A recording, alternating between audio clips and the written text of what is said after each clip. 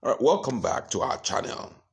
The protest is the key issue today, and interestingly, the presidency have reacted to the arrest of Nnamdi Kanu's lawyer, the brother, and others. And you'll be shocked their position in respect to this.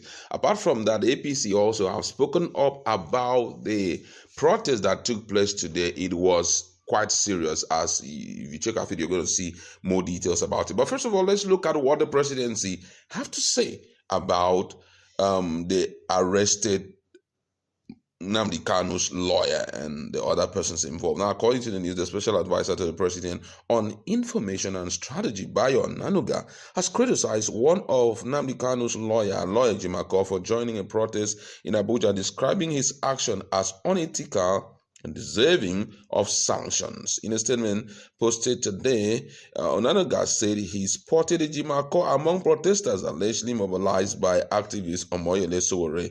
He said that the lawyer participation in the demonstration, despite Kanu's ongoing treason case in court, was a violation of the principle of sub judice. According to him, he says, rather than focusing on preparing a strong defense for Kanu, Mr. Jimako has resorted to extra-legal tactics by joining a career anarchist to influence the process. Nanuga further stated that Jimako's conduct called into question his professional ethics and urged legal authorities to consider appropriate disciplinary action against him. According to him, he says, I spotted Aloy Jimako, one of the Nnamdi Kanu's lawyer, among the small group of protesters mobilized in Abuja by Omoyele Sowore. I wonder what Mr. Jimako was thinking when he decided to join the Shamboli protest. As a lawyer, he should be aware of the principle of sub judice, particularly in relation to the ongoing treason case before the court. The prosecution has concluded its case, and it is now incumbent upon Mr. Jimako and the other lawyers to mount a strong defense for Kanu. Rather than focusing on preparing a strong case, Mr. Jimako has resorted to extra-legal tactics, joining a career anarchist to influence the process. Jimako's action questions his adherence to professional ethics. Legal authorities should consider appropriate sanction for unethical conduct of the bearded lawyer. That was the position of Onanuga, who is representing the presidency. While also Inibege, a right lawyer, have decided also to counter with this statement. He said, I'm not aware of any law or ethical rule in the legal profession that prohibits a legal practitioner or a counsel on record from taking part in a peaceful demonstration to ask or demand for the release of his client. Your postulation is born out of mischief. You cannot dictate to a Nigerian when or for what purpose to protest. The fact that your cowardly regime has unleashed violence on peaceful protesters is what you should be addressing. This is getting serious, I must say. But also, let's look at what APC have to say about this whole issue of protest today. According to APC Lagos, they accuse the opposition politicians of using the ongoing Free Nnamdi Kanu protest to cause tension and score cheap political points. In a statement on Monday, the party spokesperson Seye Oladejo described the protest as orchestrated tension and politically motivated street agitation taking place in parts of the country, especially in the southeast.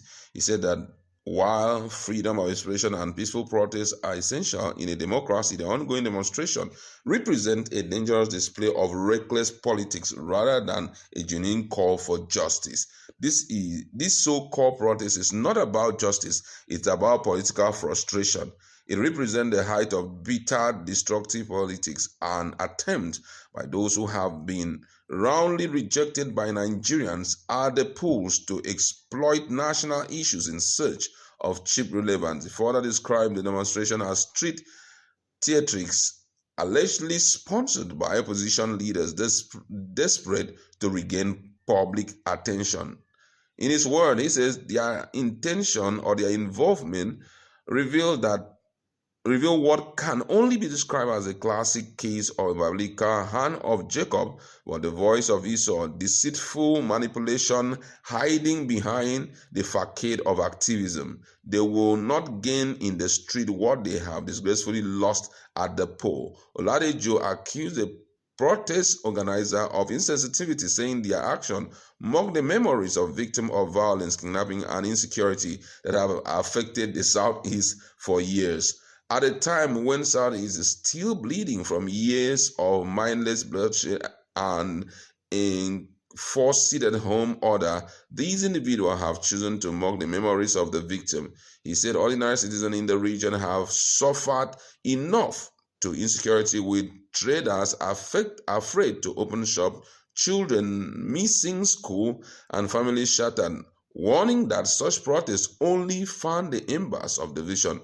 Oladejo reminded Nigerians that Nnamdi Kanu's case remained before the court, stressing that no one is above the law. He described Nigerian judiciary as competent, independent, and capable of delivering justice without mob pressure or street intimidation. He added that President Tinubu's renewed hope agenda is focused on building the economy, restoring investors' confidence, and promoting unity, noting that the Southeast has benefited from key appointment and infrastructural development. True progress will come not from chaos, but from cooperation and peace. The Lagos APC finally urged security agencies to remain vigilant and call on Southeast leaders to reject the antics of those who traffic in bitterness. Nigeria belongs to all of us, and we must not allow political desperation to tear it apart. There must indeed be a limit to bitter politics. That was their standpoint, my colleagues in the House. We just want to talk about this issue. It's getting very interesting, I must say. The interesting in the sense that if you check the track record of these people who are talking against peaceful protests, who are insensitive about the injustice meted out to someone, if you trace their history, you realize that they were doing this same thing far back in the days of Jonathan. We saw the same set of people. They were on the streets, moving from one corner to the other, over the case of subsidy, which today they have removed. Now, someone has been held down for more than 5 years, and you are saying that going on the street for peaceful protest is not the right way to follow. What's your standpoint on this?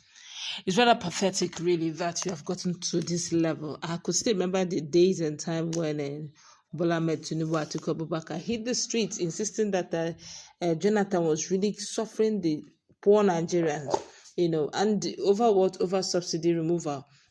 Subsidy, that's the amount for fuel, and the amount, the dollar exchange rate was too high for Nigerians that are suffering, that there needs to be some sort of leveraging, that the suffering is too massive and all that. And to the point that we even saw Mr. President's, that's the then President Goodluck Jonathan's, they did coffee, and they were carrying that coffin everywhere. All of that, not one tear gas, not one canister was against. In fact, it was so peaceful, even to the point that the likes of Papa Deboye was on the street for the same issue. But right now, the elites are just having fun. And when the common man wants to protest, they say it's almost sounding illegal to hit the street. A time will come, I will not be surprised if God shall probably tweak the constitution, that going to protest will become illegal in this country. Just a matter of time. Well, that's where we'll find ourselves, but I pray that these things will not go against them one day. That's where we'd like to leave it. Let's meet in our commission and talk more on this.